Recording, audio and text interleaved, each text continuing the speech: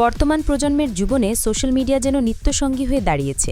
Facebook, Instagram কিংবা অন্যান্য প্ল্যাটফর্মের লাইক কমেন্টই এখন অনেকের আত্মসম্মান ও সামাজিক মর্যাদার মাপকাঠি।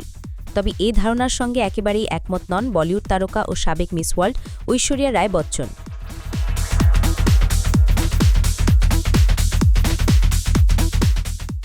সম্প্রতি একটি প্রসাধনী ব্র্যান্ডের ভিডিওতে তিনি স্পষ্ট জানিয়ে দেন, আত্মমর্যাদা নিজের ভেতর থেকেই আসে, সোশ্যাল মিডিয়ার স্বীকৃতির ওপর নয়।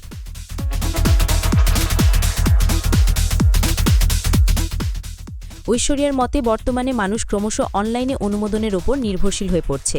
অনেকে মনে করছেন, যত বেশি লাইক আর কমেন্ট পাওয়া যায় ততটাই নিজের মূল্য বাড়ে, কিন্তু প্রকৃত মূল্যবোধ ও আত্মসম্মান বাইরের প্রশংসা থেকে আসে না।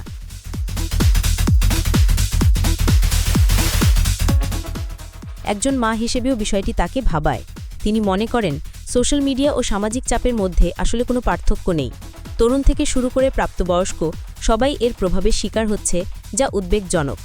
ভিডিওতে ভক্তদের উদ্দেশ্যে তিনি আহ্বান জানান, অনলাইনে স্বীকৃতি খোঁজা বন্ধ করুন, আত্মসম্মান ভেতর থেকে খুঁজে নিন, বিশ্বাস করুন আপনারা এর যোগ্য।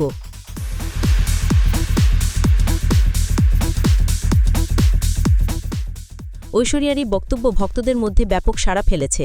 সামাজিক যোগাযোগ মাধ্যমে কেউ তাকে কুইন আখ্যা দিয়েছেন, কেউ লিখেছেন, যদি পৃথিবীর অর্ধেক মানুষও তার কথাগুলো বুঝতে পারত তাহলে সমাজ অনেক সুন্দর হতো।